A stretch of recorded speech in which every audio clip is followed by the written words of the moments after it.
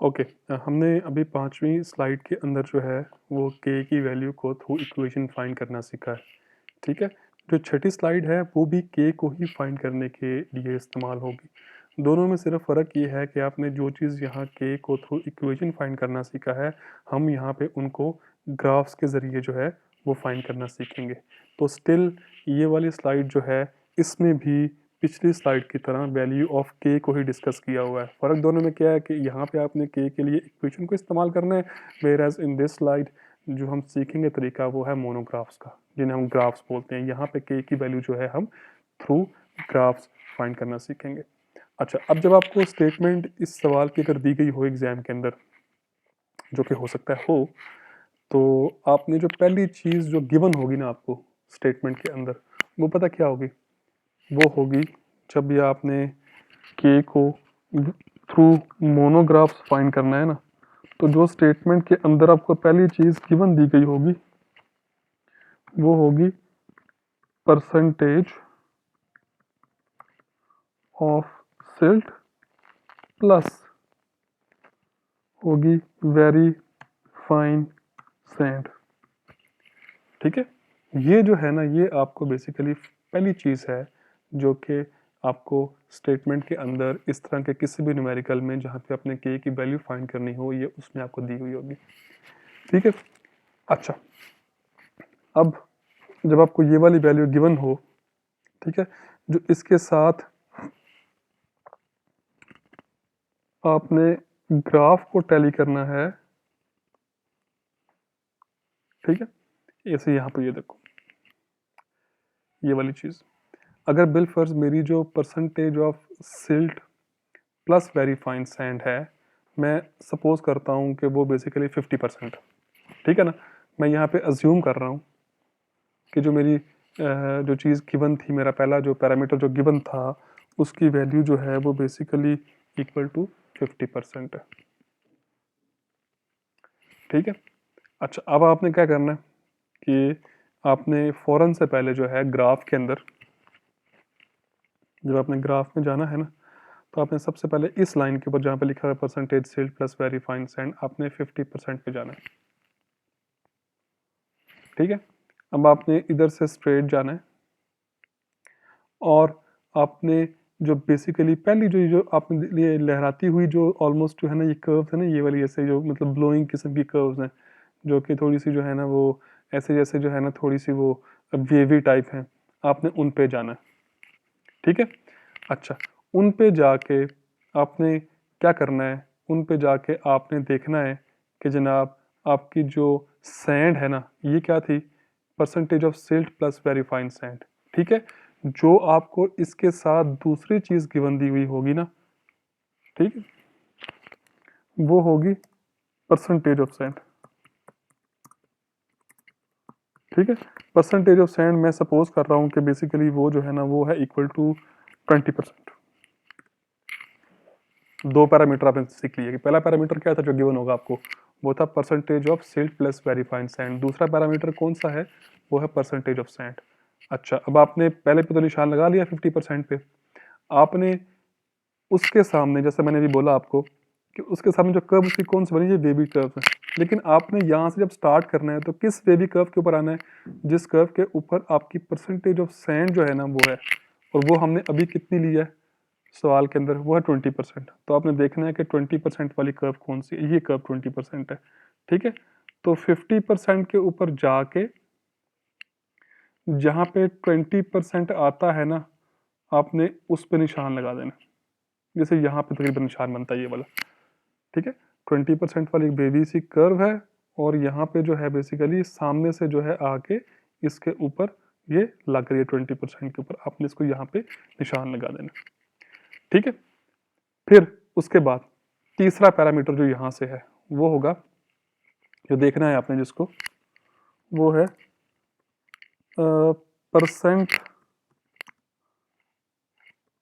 Percentage of organic matter.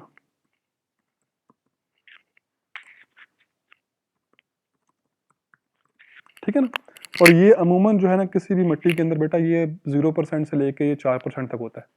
इससे ऊपर नहीं आता आमतौर पे, ठीक है ना। तो हम इस टाइम अज्यूम कर रहे हैं कि ये इक्वल टू 2% है, ठीक। अब आपने जो पहला इन दोनों की मदद से जो निशान लगाई थी आपने, percentage of silt plus very fine sand और परसेंटेज ऑफ सैंड, जो इन दोनों पैरामीटर्स को यूज़ करते हुए आपने ये वाली जो है बेसिकली एक्सिस और इसकी मदद से जो आपने निशान लगाया था यहाँ पे 50% और 20% पे जाके, अब आपने ऑर्गेनिक मैटर की कर्व, ऑर्गेनिक मैटर की कौन सी वाली कर्व है, ये 0% वाली कर्व है जहाँ पे लिखा हुआ है परसेंटेज ऑर्गेनिक मैटर 0 है, ये 1 है, ये 2 की कर्व है, ये 3 की कर्व है और ये 4 की कर्व लिखा भी हुआ ऊपर साथ साथ, ठीक है। तो आपने 50 और जो 20 है उन दोनों पे जाके अब आपने ऊपर मूव करना है, किधर तक मूव करना है इसके ऊपर, ये यहाँ तक मूव करना है जहाँ पे ऑर्गेनिक मैटर 2% है और वो ये वाली लाइन आ रही है, डॉटेड लाइन है वो, ये 50 की थी, ये 20 की थी और ऊपर जाके यहाँ पे कहीं पे जो है ना वो बेसिकली ऑर्गेनिक मैटर की जो कर्व है वो 2% वाली वो आ रही है, ठीक है। आपने इसे कर देना है यहाँ पे लॉक, ठीक है।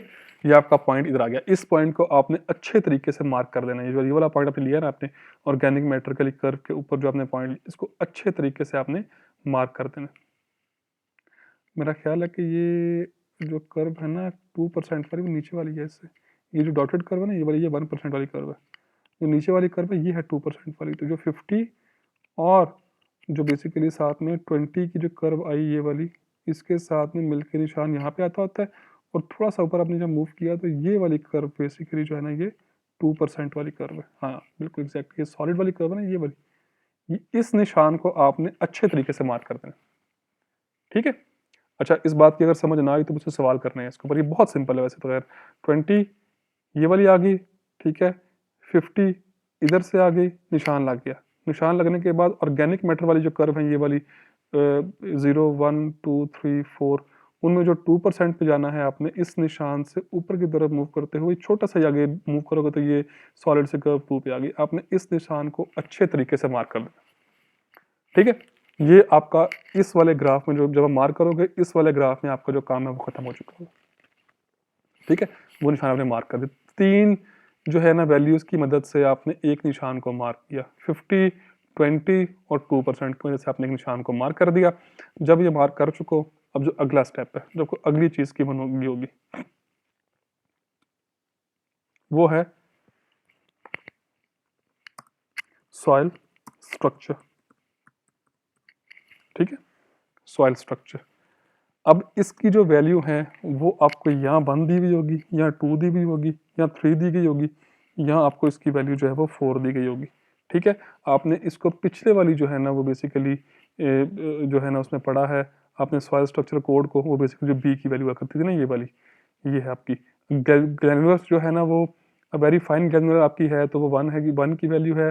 अगर आपकी मीडियम और कोर्स ग्रैनुलर है, दानेदार बोलते हैं ग्रैनुलर को, दानेदार वाली उसको बोलते हैं, तो वो 3 है, ब्लॉकी है, प्लेटी है और मैसिव है तो फिर 4 है। अब मैं आपको बिल फर्ज यहाँ बोल दूँ कि जो आपकी जो सॉइल स्ट्रक्चर है ना वो है आपका बिल फर्ज मीडियम और कोर्स ग्रैन्युलर, ठीक है। अच्छा, अब आपने सोचना है कि अच्छा मीडियम और कोर्स ये ग्रैन्युलर है तो ये कौन सी वाली वैल्यू बनती है, ये तो ये 3 बनती है वैल्यू इसकी, आपके जहन में हो ये वाला, ठीक है। तो बेसिकली वैल्यू तो वो 3 बनती है क्योंकि 4 क्लासेस हैं, तो ये तो मीडियम और कोर्स जो ग्रैनुलर आ गया तो वैल्यू 3 इसकी आ गई। अब आपने क्या करना है, इस कर्व पे दोबारा जाना, आपने देखना है कि 50 और 20 और 2 की मदद से आपको जो ये निशान लगा था आपने बिल्कुल इसके सामने जाना है और जहाँ पे आपकी मीडियम और कोर्स ग्रैनुलर की 3 की जो वैल्यू की कर्व है आपने उसको वहाँ पे निशान लगा देना, ठीक है। आपने उस जगह पे उसका निशान जो है उसको लगा देना, कहीं यहाँ पे उसका निशान आएगा बिल्कुल सामने से, वो जो पॉइंट आपने मार्क किया था बिल्कुल पैरेलल आपने आना है और इस वाले कर्व के ऊपर एक डॉट आपने लगा देना, ठीक है। अच्छा, अब नेक्स्ट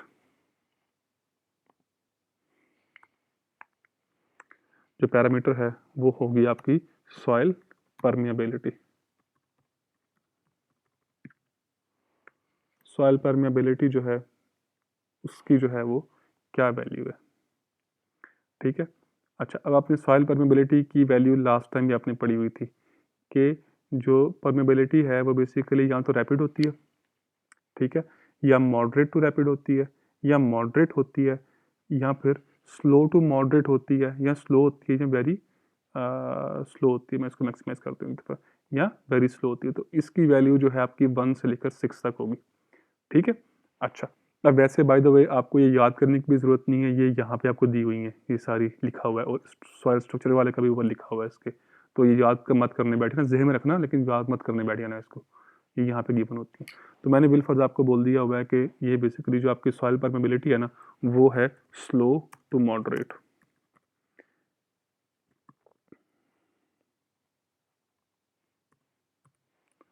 स्लो टू मॉडरेट, ठीक। तो बेसिकली अब जो स्लो टू मॉडरेट होगी, तो आपको पता है इसके, हमने लास्ट टाइम पढ़ा था, इसके पिछले साढ़े देखा भी है कि ये वैल्यू 4 बनती है इसकी यहाँ पे, ठीक है। तो आपने जो आपके ऊपर वाली कर्व के ऊपर निशान लगा था ना, हाँ, यहाँ पे जब आप आए थे सामने से यहाँ से, अब आपने 4 पे जाना है नीचे, ठीक है। ये आप 4 पे आ गए। जब आप 4 पे आए, जो कर्व 4 के, तो बिल्कुल जब 4 पे आने के बाद इस निशान पे आए हो, बिल्कुल सामने आपने चले जाना है, ठीक है। ये है बेसिकली आपकी के की वैल्यू, जो कि बनती है ऑलमोस्ट 0.037। जो के की वैल्यू बनती है ना इन सारे डाटा के बाद, वो ऑलमोस्ट बनती है 0.037, ठीक है। ये है जी आपकी के की वैल्यू, जिसको हमने इस ग्राफ से जो है वो देख लिया, ठीक है। अच्छा, और याद रखना साथ में इसके यूनिट्स जो ये लिखे हुए हैं, ये लिखना मत भूलना, megagram, hectare, hour, over hectare, megajoule, millimetre, ठीक है। ये सॉइल ऑडिबिलिटी के की जो वैल्यूज है, यहाँ से जब देखोगे आप, तो don't forget the two right the units of this particular parameter या फैक्टर, ठीक है। ये उसकी यूनिट्स है साथ में। तो कितने आए थे? 0.037 ऑलमोस्ट यहाँ पे उसकी वैल्यू आती है, ठीक है। तो ये है ग्राफ से फाइंड करने का तरीका के का। In case of any question do ask, ठीक है, क्योंकि बहुत सिंपल है ग्राफ से फाइंड करना, मेरा इतना ही मुश्किल है कोई नहीं, लेकिन फिर भी हो तो प्लीज़ आस्क। अच्छा, अगला जो पैरामीटर है ना, वो है बेसिकली हमने पढ़ा था इसको एज स्लोप लेंथ फैक्टर, ठीक है। मैं इससे निकलूंगा और अगले की बात बयान करता हूँ, वो है स्लोप लेंथ फैक्टर, ठीक है। अच्छा, ये स्लोप लेंथ फैक्टर, पहले तो मैं इसको रिपीट कर दूं, ऑल्दो कि मैंने लास्ट टाइम अच्छी तरीके से एक्सप्लेन किया था, लेकिन फिर इसको रिपीट कर दूं। What is slope length factor? It is, ये नाम से ही जाहिर हो रहा है कि जो स्लोप की लेंथ है, that is basically slope length factor. ये जो स्लोप की लेंथ आ रही है ना आपके पास, ये वाली, दैट इज़ बेसिकली स्लोप। इसके साथ एक फैक्टर लिंक्ड है, जो कि ये बेसिकली है स्लोप लेंथ। तो यहाँ से लेके यहाँ तक वाली वैल्यू है ना, ये है स्लोप की लेंथ। में लिख देता हूँ यहाँ पे, ये है बेसिकली लेंथ ऑफ स्लोप, ठीक है ना। ये है लेंथ ऑफ स्लोप, ठीक है। ये जो पूरे का पूरी बनी हुई है ना, ये है लेंथ ऑफ स्लोप। मैं यहाँ पे एक लाइन जो है ना वो ड्रॉ करता हूँ बिल्फर्स, जो कि इसका स्लोप यही है, ठीक है। लेकिन जो बेसिकली इसका ये है, जो लेंथ ऑफ स्लोप है बेसिकली,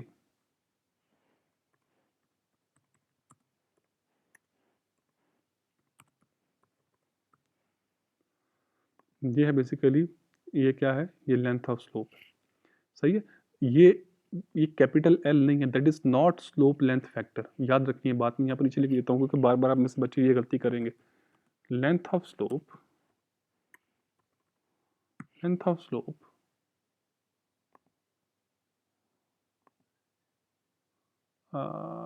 ये बेसिकली जो है, ये इज नॉट, ये बेसिकली मैंने नॉट जो है ना वो स्लैश लगाई है ना, बेसिकली ये नॉट इक्वल टू है, is not equal to slope length factor.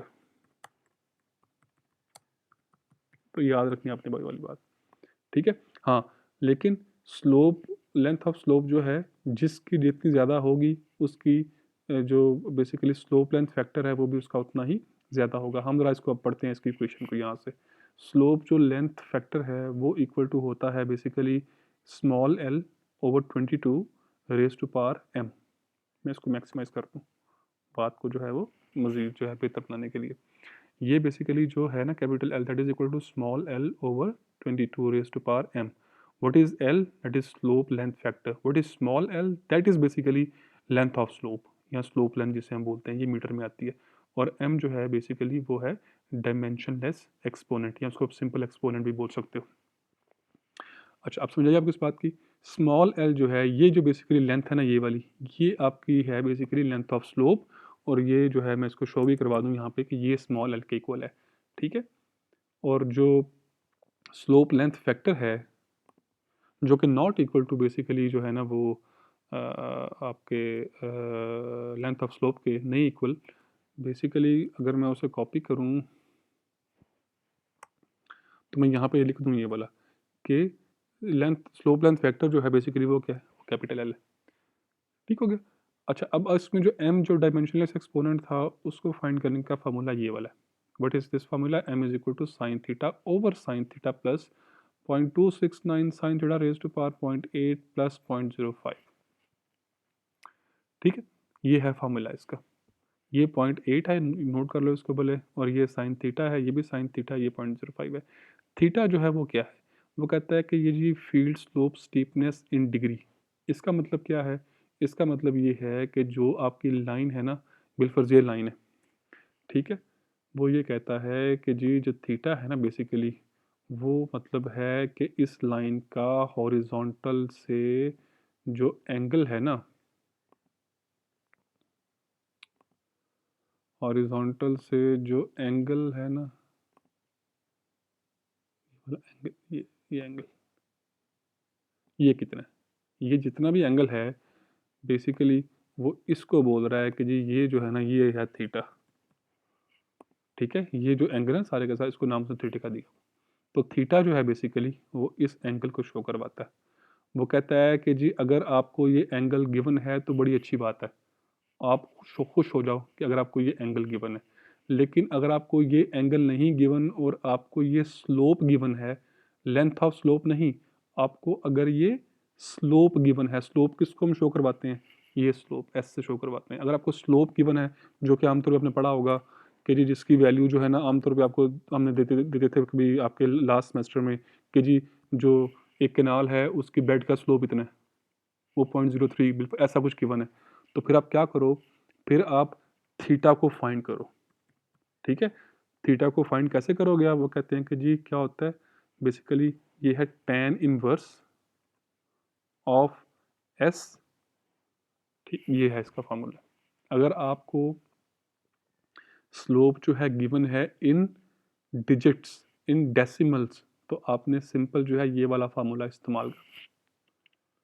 ठीक है, अगर तो मैं दोबारा बोलता हूँ ये मैंने क्या कर रहा हूँ, ये कहीं इसमें कंफ्यूज मत हो जाना। मैं बेसिकली इस इक्वेशन के अंदर जो वैल्यू ऑफ थीटा है उसको फाइंड करने के मुख्तलिफ तरीके बता रहा हूँ depending on the data which you will get in the exam. अगर मेरा मूड अच्छा हुआ उस टाइम, या एग्जामिनर इस दफ़ा जो भी होगा जो पेपर बनाएगा इसका, अगर उसका मूड अच्छा हुआ तो वो थीटा डायरेक्टली आपको दे देगा। अगर उसने थीटा नहीं दिया, थोड़ा जालिम हो गया, तो वो कह देगा कि जी आपके जो है ना बेड जो आपके जो स्लोप है उसका जो लाइन है आपकी बेसिकली या जो आपका सरफेस है उसका स्लोप इतना है। ठीक है, तो फिर क्या करोगे आप? फिर आप सिंपल इस स्लोप का आप tan इनवर्स ले लोगे। सही है, वो थोड़ा और जालिम हो जाता है। वो कहता है नहीं यार, आपको जो बेड का स्लोप है ना वो बेसिकली जो है ना वो है बिलफर्ज 5%। लो जी, और का मसला मसला पै गया। पहले तो जो सिंपल चीज़ डेसिमल में गिवन थी अब जो है परसेंटेज में गिवन दे दिया। ठीक है, एग्जामिनर मूड में होता है अपने। ठीक है, और आजकल वैसे भी क्वारंटीन है तो ज़रा मूड ज़्यादा ही ख़राब होगा, तो वो ऐसे कर दे बिलफर्ज। तो आपने फिर क्या करना है, पहले आपने फिर एस को जो है चेंज करना है इन डेसिबल। वो आप कैसे करोगे? 5/100। ठीक है, वो कितना आ जाएगा? 0.05। अब आप इस ये करने के बाद जो है जब थीटा फाइंड करने बैठो तो इसका जो है वो tan इनवर्स जो है निकाल के आप 0.05 का tan इनवर्स निकाल दो, ठीक है। यही वाला फार्मूला उसने यहाँ गिवन दिया, tan inverse of s over 100। अगर आपको जो है फील्ड की स्लोप जो है वो परसेंटेज में गिवन है, ठीक है। तो take a good note of it, हो सकता है कि मैं भी परसेंटेज में डाल दूँ, सही है। तो ऐसे इसको चेंज करना है। दोबारा सुन लो, थीटा डायरेक्टली गिवन है, बहुत अच्छी बात है, वेल डन, ठीक है। अगर नहीं गिवन, डेसिमल में गिवन है तो ये, अगर परसेंटेज में गिवन है स्लोप तो फिर ऐसे, ठीक है। इसको आपने ऐसे फाइंड करना है। अच्छा, अब इसके 3 कंडीशंस हैं, एस जो है ना बेसिकली इस वाली चीज़ के जो है ना 3 कंडीशन हैं। क्या थे 3 कंडीशन? कोई पूछे आपसे, इस वाले इक्वेशन के 3 कंडीशन थे। थीटा डायरेक्टली गिवन है, बड़ी अच्छी बात है। अगर तो डायरेक्टली गिवन है, कोई ज़रूरत नहीं है, सिंपल जो है इधर इधर पुट करो और m की वैल्यू को फाइंड करो, फिर m को यहाँ पुट करो, l को पुट करो और कैपिटल L की वैल्यू फाइंड कर दो। अगर ऐसा नहीं है, s गिवन है, स्लोप गिवन है, बेड स्लोप डेसिमल के अंदर, तो फिर ये तरीका है। अगर वो परसेंटेज में गिवन है तो फिर जो है ना वो ये तरीका है। तो सो डोंट फॉरगेट, ठीक। अच्छा जी, अब आ गया अगला वाला फैक्टर, वो है s। अच्छा, एक साइंटिस्ट थे मैककूल, इन्होंने 1987 के अंदर प्रपोज किया कि जो एस फैक्टर है ये डिपेंड करता है स्लोप की स्टीपनेस के ऊपर। एल, कैपिटल एल जो है वो किसके ऊपर डिपेंड कर रहा था? स्लोप की लेंथ के ऊपर। ये किसके ऊपर डिपेंड कर रहा है? एस जो है ये स्लोप की स्टीपनेस के ऊपर डिपेंड कर रहा है। पहले तो मैं स्लोप की आपको स्टीपनेस के बारे में बताऊं कि स्लोप की स्टीपनेस होती क्या है। बिल्कुल ये एक लाइन है, थोड़ा स्लोप है इसके अंदर, बड़ी अच्छी बात है। एक दूसरी लाइन है तो कुछ ऐसी है। अब दोनों में से ज़्यादा स्लोप किसका है? तो इसका है, ये ज़्यादा स्टीप है।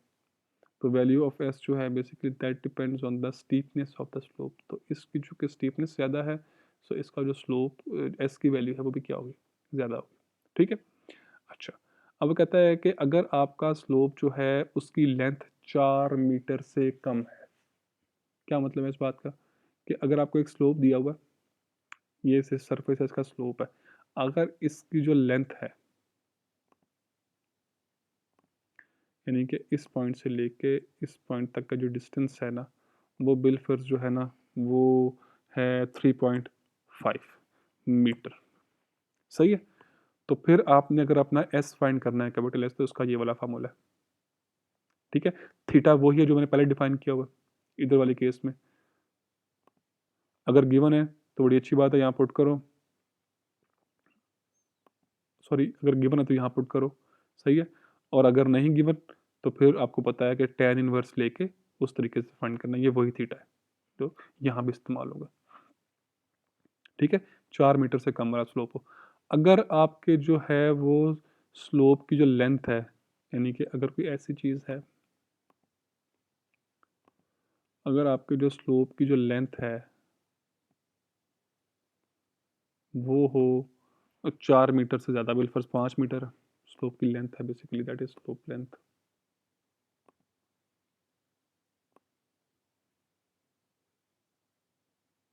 ठीक है। ये डिस्टेंस जो है, सही, ये है बेसिकली 5 मीटर बिलफर्स। मैं इस लाइन को हटा रहा हूँ क्योंकि हमें इस लाइन की जो है वो ज़रूरत अभी नहीं है इसकी, इसको हटा दिया मैंने। अच्छा, और साथ में क्या गिवन हो? साथ में ये गिवन हो कि जी ये जो आपकी जो है ना वो लाइन, इसका जो स्लोप है, स्लोप का मतलब क्या है? स्लोप का मतलब स्मॉल एस, स्मॉल एस, ठीक है। जो आपका स्लोप है वो बिलफर्स ग्रेटर है 9 से, स्मॉल एस जो है वो ग्रेटर है 9% से। दो कंडीशन आ गई ना, 4 मीटर से लंबा स्लोप हो और जो आपकी जो स्लोप है बेसिकली वो कितनी हो? वो 9 से कम हो, आपका स्लोप 9% से कम हो और जो स्लोप की लेंथ है वो 4 मीटर से ज़्यादा हो, तो फिर ये वाला फार्मूला इस्तेमाल करना है आपने। थीटा इसमें वही है जो मैं पहले बता चुका हूँ, ठीक है। क्लियर होगी ये वाली बात? बिलफर्ज आपका एस गिवन है जी, ये स्लोप की लेंथ है 5 मीटर और इसी लाइन की जो आपकी स्मॉल एस यानी कि स्लोप की जो वैल्यू है ना आपकी, वो बिलफर्ज इक्वल है, मैं इसे मिसाल दूँ आपको 7%, ठीक है। तो क्या करोगे? अब आप ये करोगे कि पहले आप थीटा को फाइंड करोगे। थीटा कैसे आएगा? थीटा कौन सा वाला थीटा, मैं किस थीटा की बात कर रहा हूँ, मैं इस थीटा की बात कर रहा हूँ, साइन थीटा के साथ लगा हुआ है। आपने थीटा फाइंड करना है बेलफर्स, तो वो क्या होता है basically equal to tan inverse of,